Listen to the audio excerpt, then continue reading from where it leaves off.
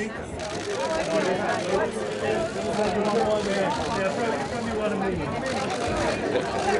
get the right.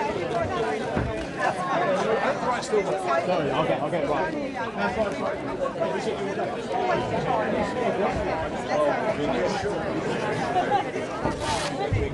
They do. I'm pretending they don't.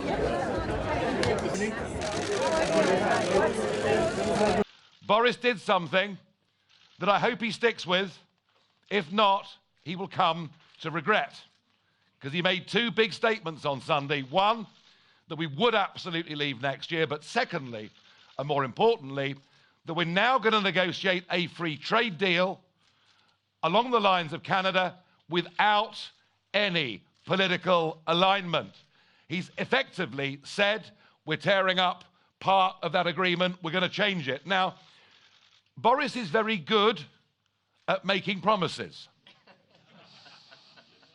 Very good at saying we'll leave on the 31st of October, come what may, do or die, I'd rather be dead in a ditch and all the rest of it. Right, well, I tell you what we're going to do. For this election. We will take him at his word, but we will hold him to his word. That's the point. And in parts of London like this, in parts of East London like this, there are constituencies that voted by 69%, by 70% to leave the European Union. They are now represented by Labour MPs who are standing on a manifesto that says, well, Diane Abbott articulated it beautifully on Question Time the other week. Yeah, don't send your kids for maths lessons with Diane Abbott, all right? But Diane Abbott laid it out beautifully. If Labour win the election, they will go back to Brussels, negotiate an even worse deal than has been done by Boris Johnson.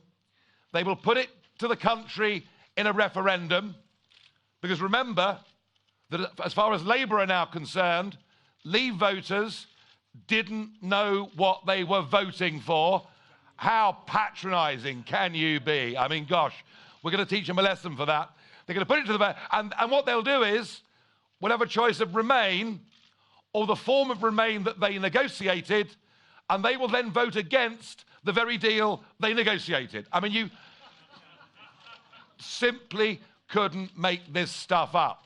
But it is a complete betrayal by the Labour Party. All their senior figures said during the referendum, after the referendum, and indeed in their election manifesto, they said they would honour the result of the referendum, and they have, I put it to you, completely betrayed the trust of Labour voters in this country. And we're going to stand against every single one of them.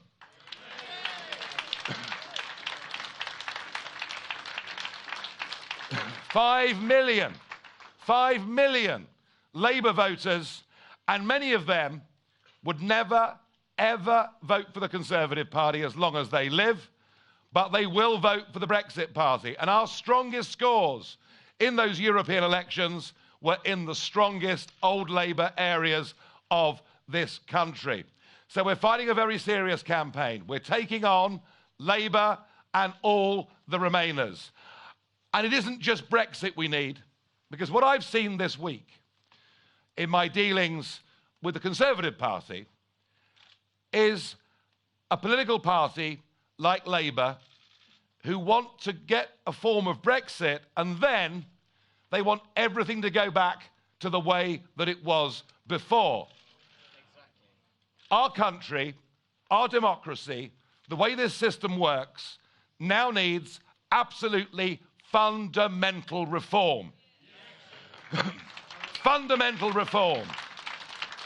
The very fact this government think they can buy me off with a peerage, so I'll simply go quietly, tells me two things.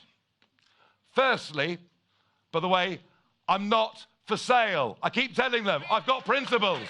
I'm not for sale. But it tells me that actually this whole system where people get appointed to the House of Lords is a form of political corruption. It's the kind of thing I'd expect to see in South America. And the slogan that we launched the Brexit Party on, I can see one being held up there, and one held up there, and one held up there. Why don't you all hold them up? Because we want to change politics for good, and we can only do that by getting Brexit Party MPs into the House of Commons. We want to hold Boris Johnson to his promise, and then let's transform the political landscape. Let's re-establish trust between voters and those that represent us. And let's start to believe in our great country and our great people once again. Thank you very much indeed. Thank you. Here, Nigel. Nigel, one here, please. One more, Nigel. Nigel, one more here, please. And one more, Nigel, please.